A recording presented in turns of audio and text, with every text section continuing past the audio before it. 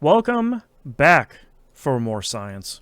I'm your host, Boston PhD, joined as always by Dr. Moon. Hello.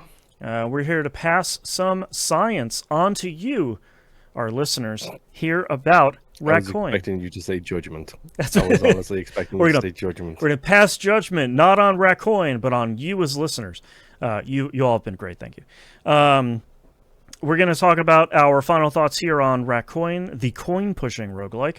We're going to answer the question we ask every month, which is, are we going to keep playing it? And then we're going to add it here to our list of the best roguelikes of all time. Infallible, giant list. You can find that at weroguelikeit.com. Want to mention our next game here before we get into it, and I completely forget about it, is going to be Vampire Crawlers.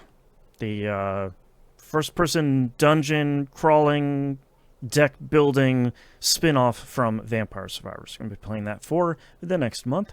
Moon, why don't you share your final thoughts here for Raccoin, and let's answer the big question of the month. Well, in honesty, it's a pretty solid, chilled out kind of game. It's good to just switch my head off and kind of plunk some coins into a machine. Even when I failed runs, it didn't feel stressful. Mm-hmm.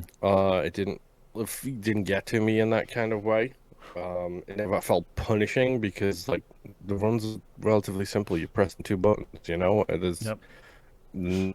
there is not a lot of control in this game except for like item usage, Mm-hmm. and that's all about what you get and the timing. Like if this comes to the Xbox, 100% it's getting picked up. Yeah. Like 100%. Yep. Like it will probably stay installed on my Ally thingy-majig until start running out of space. Just as a quick load up kind of experience, but it's fun. It's chill. I cannot recommend this enough if you, like me, are fed up with the extremely punishing roguelikes. Or even if they're not punishing, it's like, oh, each run is real quick. It's only like 5 to 10 hours. It's like, I can't. I don't have Yes. that in me right now, man. Um, and I think that's this game's strong suit. I think like from a graphical design standpoint, I think it's really strong. Um, this to me reminds me a lot of Luck Be a Landlord. I know I've said that multiple times, but there's something about like in Luck Be a Landlord, it was like, well, it's a slot machine roguelike. It's like, yeah, but it's kind of not. Like once you get into it, it's Yes. kind of not. That's what this reminds me of. Like it's a coin pushing machine. It's like, yeah, but also at the same time, it's like it's kind of not. Like it really very quickly turns into. I think this is a positive. The kind of synergy game that I really like playing of like you saw with Luck Be Landlord, where it's like, oh, this thing interacts with this thing. Oh, cool. And then 10 hours later, you're like interacting 7 things with each other. That's what I think Raccoin does really, really well of like, oh, these coins jump around. They do Starfall. Yay. And it's like an hour later, you're like, Yes. oh, these 10 coins do Starfall. If I do this and this and this, 30 of them do a Starfall all at once. Okay. Like, that's the kind of progression and kind of gameplay growth that I want to see out of these kind of subgenre of games of like, yeah, you're playing a roguelike in Mhm. a coin pushing machine. You've seen those in the arcade. Like you already know how to play it. Sort of like Battlefield, where it's like you know how to play poker already. So let's start messing with it. And I think having that gameplay conceit to pull you in, I think works really well. And then having the coins are unlocking, characters are unlocking that each play significantly differently from each other. Having the wheel spins, which feel incredible each time you do them, even if you only get like, 8 coins, and you're like, bummer. All right. But next time I could get a coin tower. Um, coin towers Yep. being incredible. Like, all of this is just. I agree with you fully. Like, if this comes to consoles, I will definitely be more than happy to pick it up and just kind of play it casually every once in a while. Like, I don't think this is Mm-hmm. the roguelike that I personally would sit and play for hours and hours and hours on end. That's not a negative. It's more of a like, I've got half an hour. I could do a run of Raccoin, or like I have an hour or something. I could do a couple of runs or try to learn a new character or something like that. And Yeah. I think that's Raccoin's strength, very much counter to our last game, Cult of the Lamb, which was that's your multiple hour runs. Those are the ones. I think you said it really great. Of like, if I lose a run in Raccoin, that's fine. Like I wasn't 5 hours into a run. I don't feel defeated in the same way that I did in Cult of the Lamb, where you're like, yeah, you spent 2 hours doing this run, you lost on the final boss. Sucks to suck. It's like, boy, okay, that does not feel great in any regard. So kudos to the developers of Raccoin, I think, here. All right, we were talking earlier in this episode about where we're going to start our list here, and we're going to start at number 35, which I still have to remember sounds low, but this is ranking number 80, so that's a great place to be starting at, because I still kind of remember the days where we're like, these are our 10 games, yay! So I gotta remind myself, 35 is a great place to start. I'm going to start by asking, is Raccoin better than Go Mecha Ball? Oh, I think I have more fun with Raccoin. Go Mecha Ball's definitely more of an action game. Yeah. But I feel like I think the thing that Raccoin does for me is the sound design is incredible with the coin patingling. Yep. It just tickles that part of my brain that's so great. Yeah. So for me, it goes above it. Yeah, I agree with you. I like Go Mecha Ball a lot, but there's something about Raccoin that I think feels a little bit like it. I feel like I'm pulled back to Raccoin more than I felt like I was with Go Mecha Ball when we were playing it. Like, both great games and both like genuine kind of surprises in the best way, but I agree with you. I think that goes above Go Mecha Ball. Is Raccoin better than Cult of the Lamb? I mean, I think that Raccoin feels like a better roguelike than Cult of the Lamb does. Yes.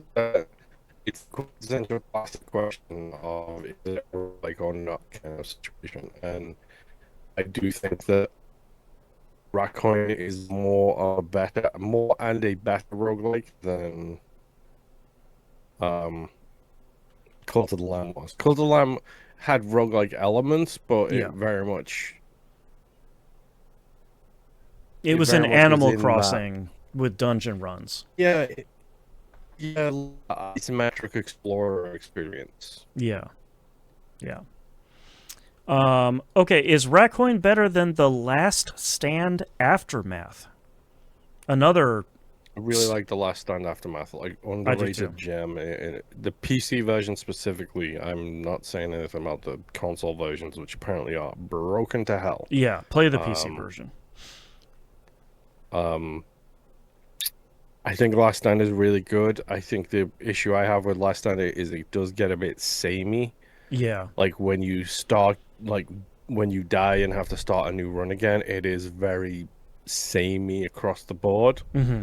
Whereas it feels like in Raccoin, there's more of a change to it faster. Yeah. I agree with you. Is Raccoin better than Dicey Dungeons? I have more fun with Raccoin. I know you adore Dicey Dungeons. I do, but I agree with you. I think I had more fun with Raccoin. I think Dicey Dungeons, the two of them are just such different roguelikes overall. Like they're just so different in almost every regard. Um, Hmm. and I like Dicey Dungeons a lot, or I liked it. I haven't gone back to play it in quite a while, but I feel like if you were to ask me which one I would want to go play right now, I'd probably say like, yeah, I could go for some Raccoin.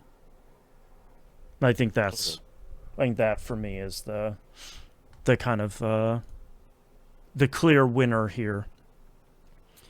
Is Raccoin better than Has Been Heroes? A game I liked a lot, and I unfortunately kind of always forget that we played.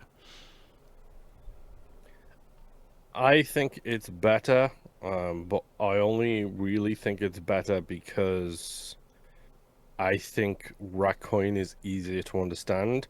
As Been Heroes was great, but the combat system in that was so complicated for my non-RPG playing brain, Mm-hmm. where you've got to like do the damage forwards and then backwards at the same time, like Yeah. that kind of. It It's not simple, it's not overly complex, but it was something I really struggled with at the time. in a game I remember being fairly tense. Like each run was very like you were focusing 100% on this run that you're doing right now, and that's Yes. kind of the polar opposite to Raccoin. Where like you're paying attention, but how many times have you had those incredible runs where it's like, all right, I'm gonna hit the big button in the store and everything's exploding. Okay, doke. Oh, I beat the level. Okay, Yep. let's go. And it's like, oops, everything's done. What Yeah, do I that's do right. now? Oh. Yeah, I agree with you. Is Raccoin better than Into the Restless Ruins? Oh, Restless Ruins is so good. Oh my gosh. It is, but I I keep forgetting definitely about it. prefer Raccoin over this.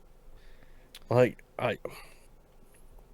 and it might just be a me thing. I'm not 100% sure, but like, genuinely, I think Restless Ruins is a really good game. Hmm. It just did not like sink into my skull kind of thing. Like Yeah. it's not one of those ones that like how easily we forget about it tells you how easily it's gone from my brain when it's just like, I don't know. Yeah. I every time I think about it though, I'm like, man, that was an incredibly cool and unique game that I really loved, Mhm.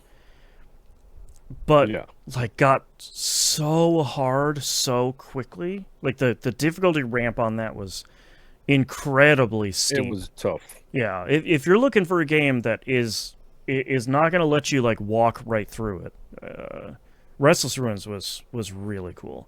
But I agree with you. I think Raccoin goes above Restless Ruins for me.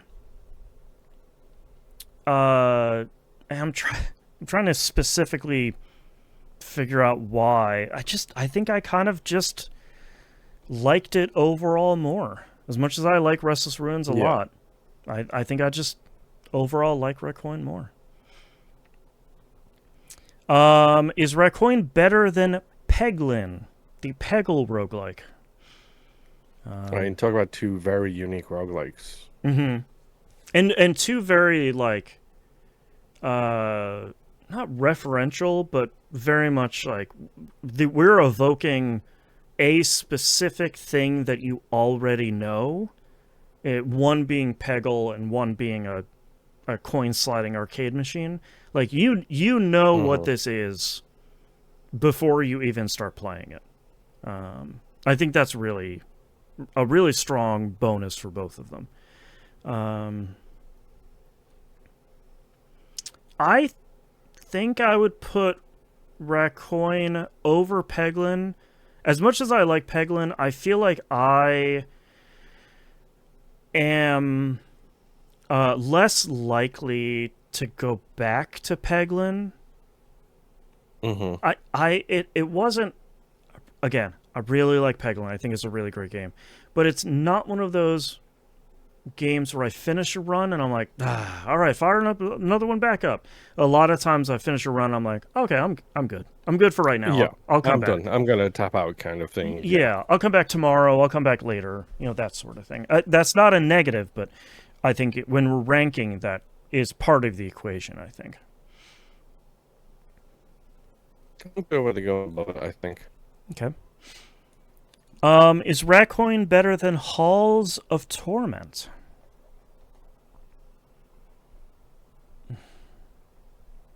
Talk about another one that's like, you know what this is before you go into it. It's like a Diablo 1, Diablo 2, bullet heaven.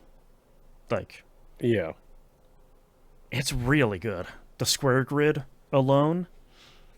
Mm-hmm. Gosh. I don't know.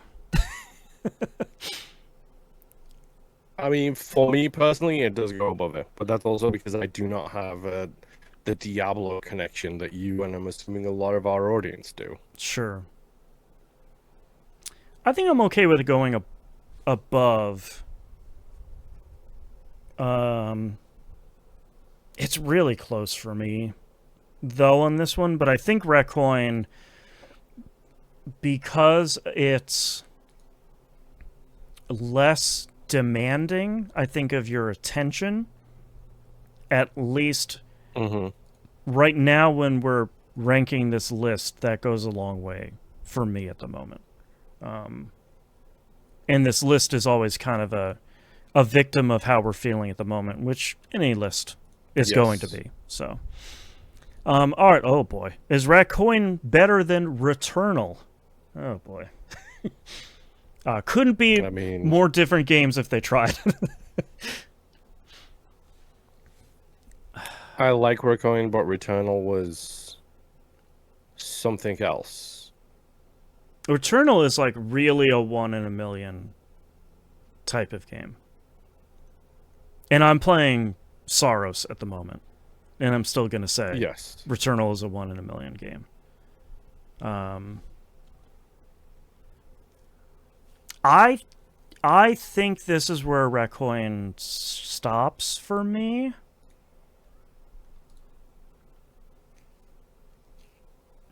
I'm okay with that. Returnal is just so outstandingly good. And then if you look at the list above this, you know, the very next game is Loop Hero, which is just another outstanding game.